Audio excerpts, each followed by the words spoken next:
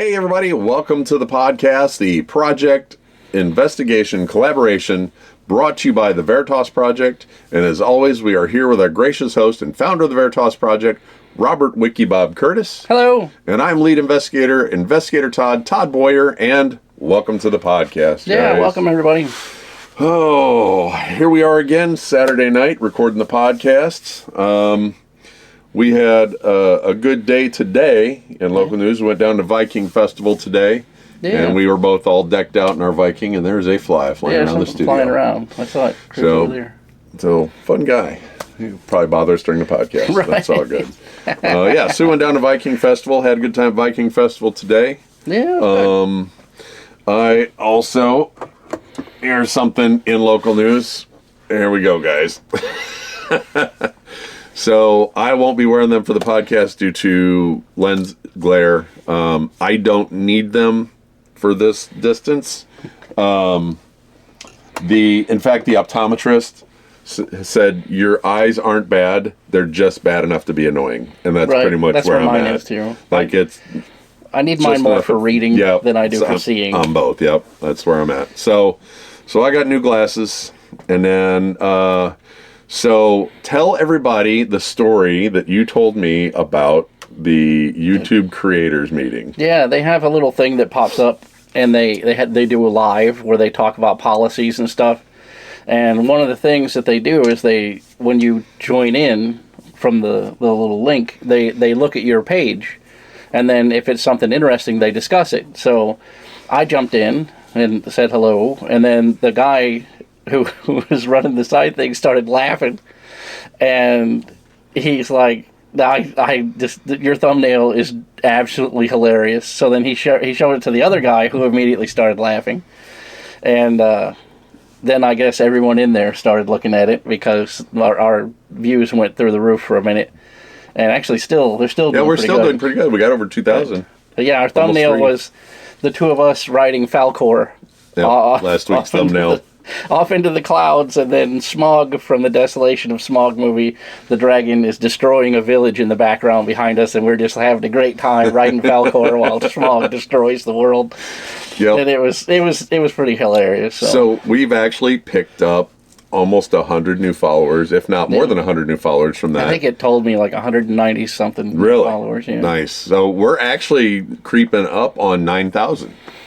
And for us, we've always said that a big milestone for us would be 10K. Yeah. So we are creeping up on that. We keep looking at the fly. There's it's going right in front of the He's flying right in front of the lights. Yep, so we could see him. But yeah, so we've always said that 10K is going to be a huge milestone for us. And we're right there. And we're creeping up on it. 8,860 something. It's actually gone up. It was 8.81. Oh, wow. Yeah, so we've gone up. So, or something like that. We've gone up. I know I checked it after we were at Viking Festival and had gone up while we were at Viking Festival. Nice. Because I handed out a bunch of cards and pointed a bunch of people to the podcast. Yeah, we talked to a bunch of people.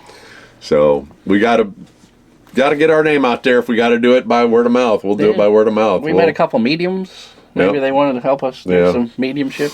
So, yep. So, we're out there. We're doing our thing, and that's our local news for this week, unless you got anything else. No, I don't think so. Nope. We do.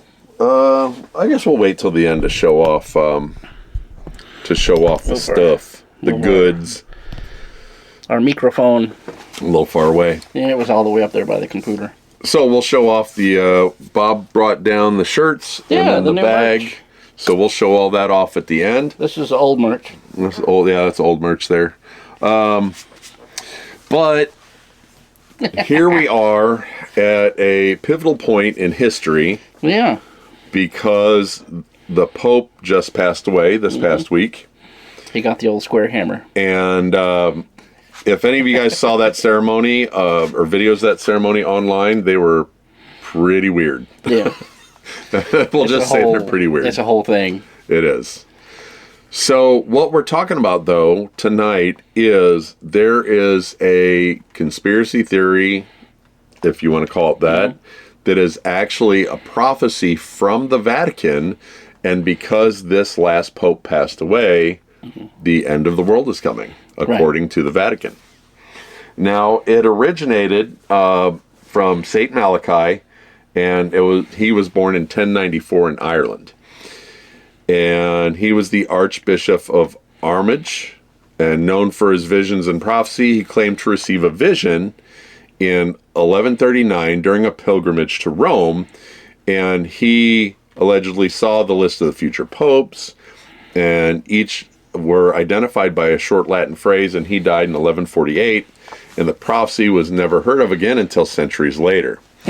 And according to the stories that I read, as he rode to Rome, every time he stopped to camp, he would write more of the prophecy. Okay. So it took him obviously multiple days to get there, and every day when he stopped, he would add more and more to the prophecy. Huh. And he actually, the way it works is it says, each identified by a short Latin phrase. He literally said, okay, this next pope is the Pope of the Moon, or this pope is, a son of Rome, right. Like that. So that's the way they were all written out. And according to the prophecy, this last one is the last one. So now the prophecy was not published until 1595, over 400 years later, and it was printed by Arnold Wion in Lignum Vitae. Why do we always get these lovely names? I know. What is that? Lignum Vitae. Why wouldn't you just say in Italy? Right. So this raises immediate questions. Why was it 400 years later? Right? Was it discovered? Now, the theory is that it was forged to influence the 1590 papal conclave. So that's the conspiracy theory behind it. Is it real? Is it not real? But something about the Vatican itself, due to the prophecy, there are only 112 placements around the top of the cathedral. Oh, right. For the pictures of the popes. Yeah. And the last one just got filled. So that's the way that rolls. So the way the prophecy works is, due to the 112 mottos, each referring to a future pope, right? No names were given, just uses a metaphor and symbolism and even riddles. And it covers the popes from Celestine II in 1143 to Peter the Roman, which was the last pope. So the stylistic patterns, the mottos referred to birthplaces or even coat of arms or family names, traits, historical context, or celestial phenomenon.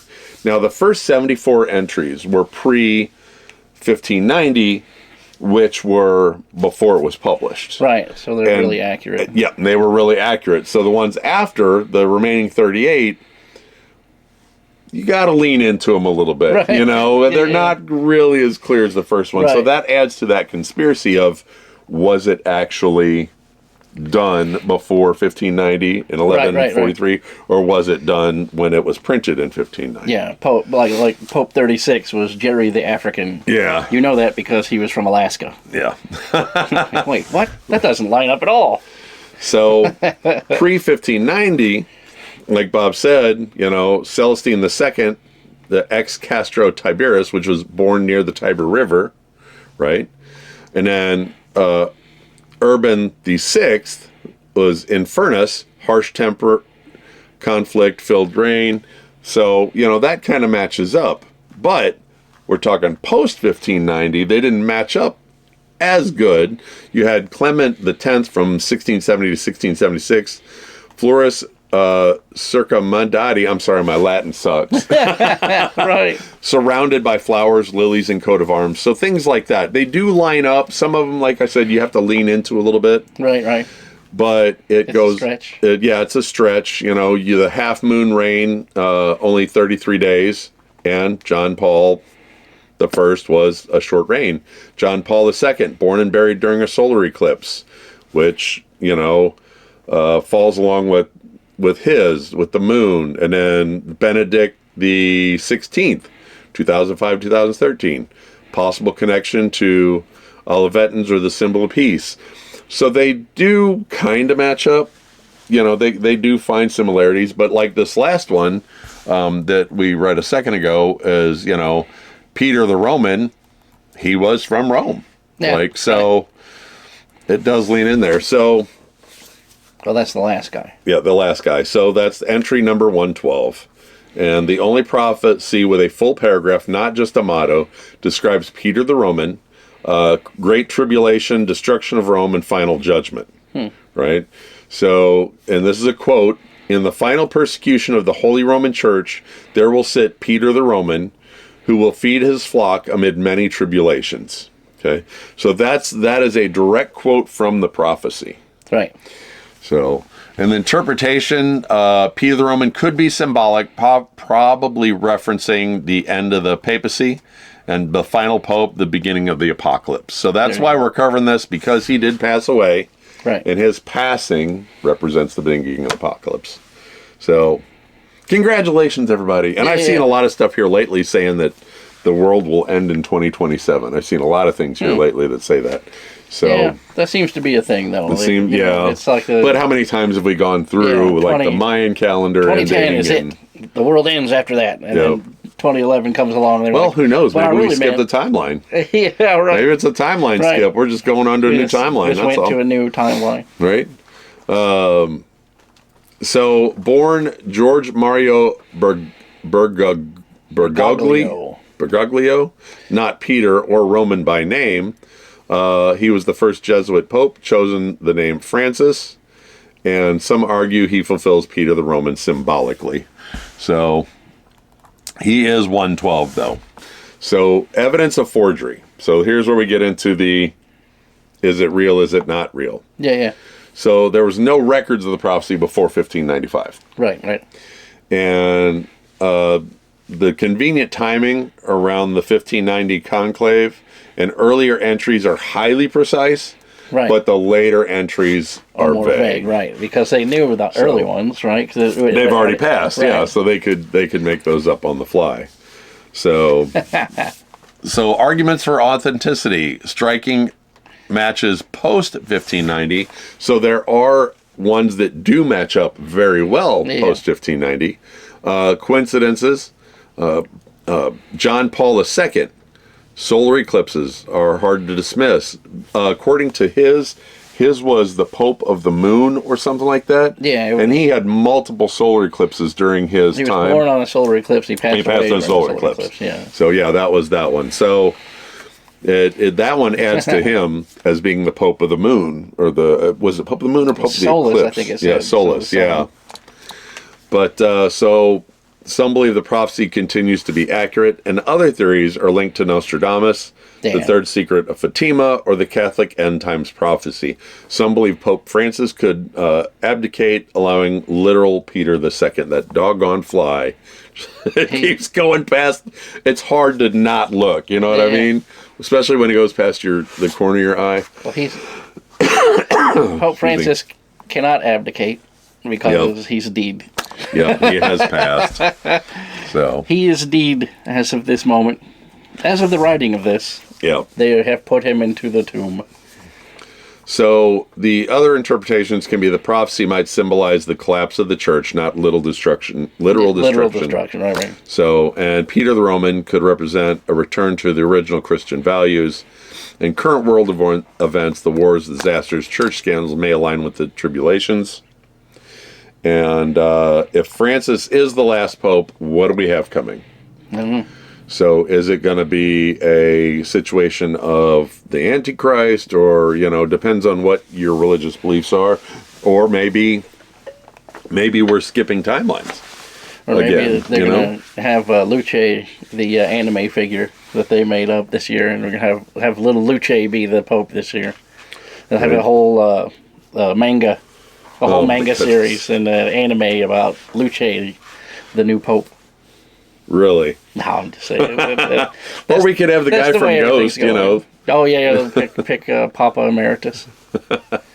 So that would be interesting. So that is the Vatican's conspiracy theory on the end of the world. Yeah. So I know it was kind of short. I didn't honestly expect to get through that material this quickly, honestly. Well, I do know that the Jews in Jerusalem, they have the red heifers, that they were supposed to use the blood of the red heifers to cleanse the the temple, and they're going to return to they're going to kick the Muslims out of the temple and take it back over again. So that's a symbol of the end times too. So it could be a bigger connection this time than there usually is with these sorts of things. And we have seen, like you said, we have seen these sorts of things in the past, like the end of the Mayan calendar. Yeah. But then, all right, so with the Mayan calendar, is it right because we changed the calendar so many times? Right. And our calendar isn't correct anymore either. So we are way off. We fully should be on a 28. We should have 13 months. Yeah. And the beginning of the year is supposed to be the spring equinox. Yeah, That's supposed to be the first of the year. Yeah. This past Wednesday was the first. The Happy New Year. Yeah. That is supposed to be the very the first. So Beltane or Walpurgis Nacht or whatever they call it. That May Day celebration is New Year's. So it's another one of those end of the world situations. Yeah, they come up all the time. If you guys are into this stuff, you can Google it, and there's someone right now who's talking about the end time at some point that's close, forever that's happened. If you can go back and look, I'm a big fan of going to the Internet Archive and reading up Fate magazine and Popular Mechanics and stuff from the 70s.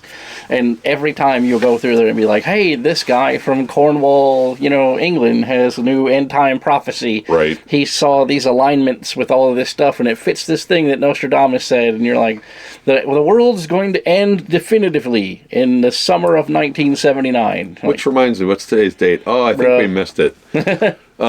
So I don't know if you guys saw, there was supposed to be an alignment here recently where it made a smiley face. That was yesterday. Was it yesterday? I missed it. I meant to look at it and missed it. So yeah. But the next one that's coming up is the cluster where all the planets are in one circle. Right on. In a couple weeks. So, but if you like the end times and conspiracy theory about prophecies and things like that, go down the rabbit hole of Nostradamus. Yeah. Right? He has tons of prophecies. Yeah. Dig into that rabbit hole if you're into that kind of stuff. So you could definitely go check all that good stuff out. Make sure it's one where they tell you what the prophecy is and then tells you what he said. Right. Not just someone interpreting what he said, because some of his stuff is outlandish. And it doesn't match up to anything really. And right. They're like, well, you see, that lines up perfectly with 9/11. Does it though?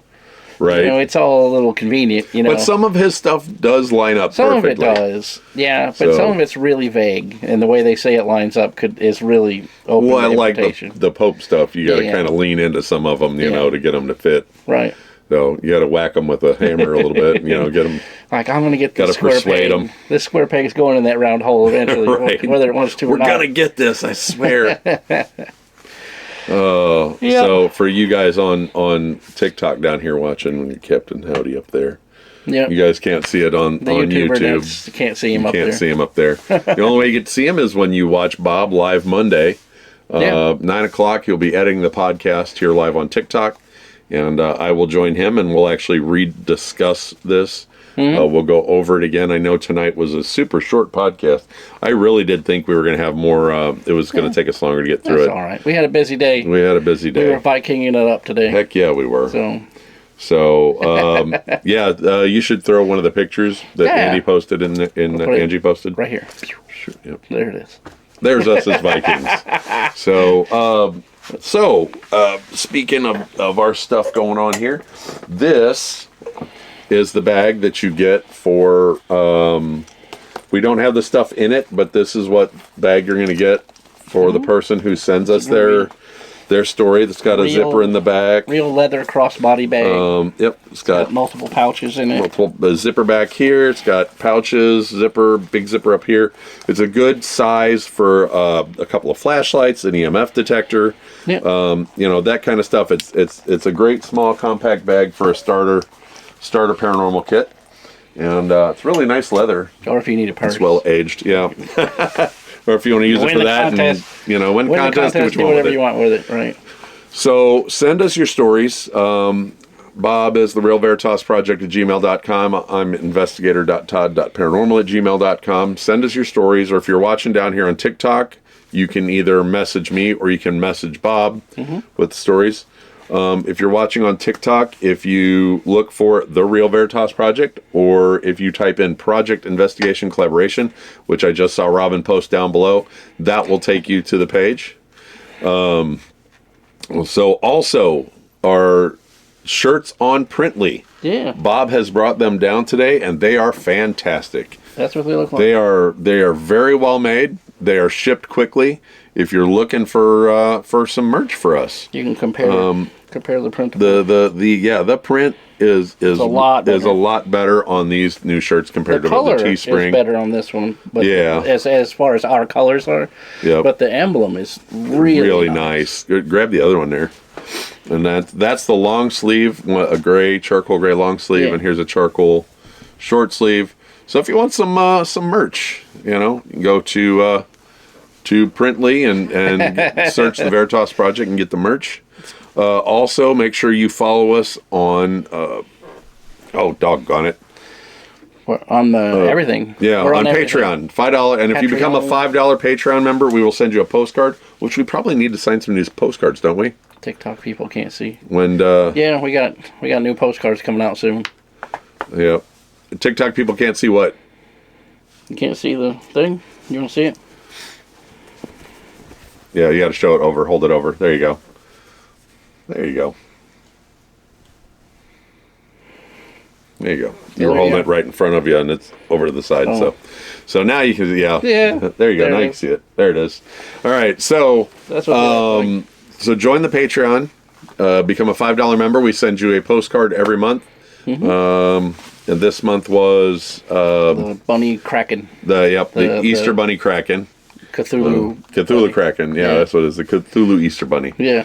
We sign those and send them out to you every month if you like postcards. And, Yeah. If you collect them, they'll probably be a collectible someday. We're on our way. We're climbing. we're Hey going. guys, we're climbing. We keep going. We're taking off here. Let's see. You can follow us on all other social medias. RS Curtis and I'm investigator.Todd on everything. Yep. And so it's RS Curtis and the Real Veritas Project. And what's your Insta? It's RS Curtis 73. I think it is 73. RS Curtis 73 on Insta. But yeah, follow us on all the other social medias. Bob's putting stuff out there. Have you done anything with the Spotify yet? No. No. I'm trying to figure out a way to link it to... to make it easy to upload it? Yeah, that'd be And they want me to fantastic. use an intermediary, and I don't like doing that because I don't want to give my password to somebody else. Right. And then have them just hijack your stuff and hold it for ransom. So that's the sticking point. Right. So, all right, guys. Well, thank you for joining us on the podcast. I know it was a short one this week, and we appreciate you guys coming in on TikTok. We thank you for all the likes, taps, comments, shares, any coins given. Up here on YouTube, make sure you like and subscribe and hit the notification bell, add a comment, share it out to whoever you think would enjoy our content. Yeah. We go live every Saturday, 8 o'clock, to record these podcasts on TikTok. And then on Mondays at 9 a.m., Bob goes live and edits them, and I join him. And we chit-chat while Bob edits. And then usually by 1 o'clock or earlier, usually early. This week was early. You had it out there by like 11:30. Oh, yeah. Because we are getting to the point to where YouTube is seeing that we are a regular content creator, that they are feeding us bandwidth. It used to take us an hour to download a half-hour podcast. And now, by the time Bob finishes putting in the description of the podcast, it's uploaded. It's already uploaded. So in the beginning, we didn't even have an image. It was just a static with audio, and it would take 3 hours to upload. Yeah. I mean, it took forever. So now they're like, hey, these guys are legit, and bam, here we are. Yeah. Throwing us right up in there within a few seconds. So it's nice. Yep. So thank you again, guys, for joining us on the I'm derailing my train of thought. The Vatican end of the world conspiracy / End times conspiracy or prophecy. There we go. There you go. My brain went out the window. So thank you guys for joining us. We appreciate you guys. And remember, stay curious and find the truth, and we'll catch you guys next time. Bye, everybody. See ya.